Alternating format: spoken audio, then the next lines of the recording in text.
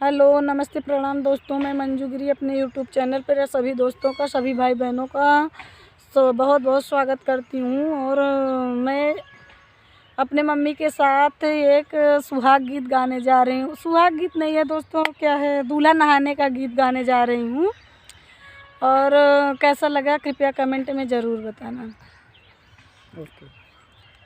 हथवा में पानी लईके नौआ बाटे ठाड़ा जी, हथवा में पानी लईके नौआ बाटे ठाड़ा जी। थोड़ा सा नहाया बेटा होत बड़ी देर जी, थोड़ा सा नहाया बेटा होती बड़ी देर जी। भीतरा से निकली है अम्मा सुहागन जी, भीतरा से निकली है अम्मा सुहागन जी। जल्दी से नहाया बेटा होत बड़ी देर जी, जल्दी से नहाया बेटा होत बड़ी देर जी। जनक ने गरिया बेटा बाटे बड़ी दूर जी, जनक नगरिया बेटा बाटे बड़ी दूर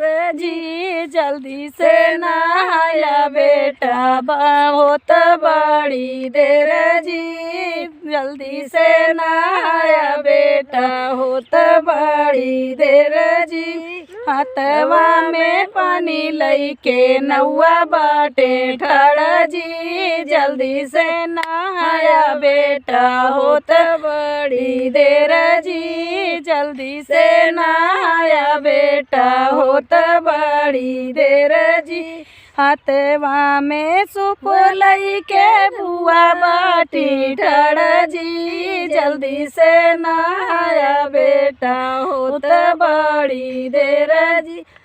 हथवा में सूप लईके बुआ बाटी ठाड़ा जी, जल्दी से नहाया बेटा होत बड़ी देर जी, जल्दी से नहाया बेटा होत बड़ी देर जी। जनक नगरिया बेटा बाटी बड़ी दूर जी, जनक नगरिया बेटा बाटी बड़ी दूर जी। जल्दी से नहाया बेटा होत बड़ी देर जी, जल्दी से नहाया बेटा होत बड़ी देर जी।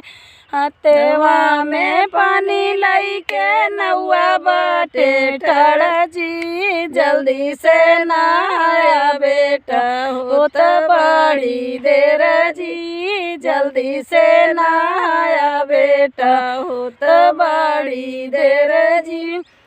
ऐसे ऐसे सब है दीदी बहनी लोग, सभी को लगा कर गा सकती हैं आप, लेकिन मैं इतना छोटा सा ही गाऊंगी। बहुत देर हो रही है, बहुत देर हो रही है। मेरा बेटा भी बहुत परेशान कर रहा है। धन्यवाद। कैसा लगा कमेंट में ज़रूर बताना।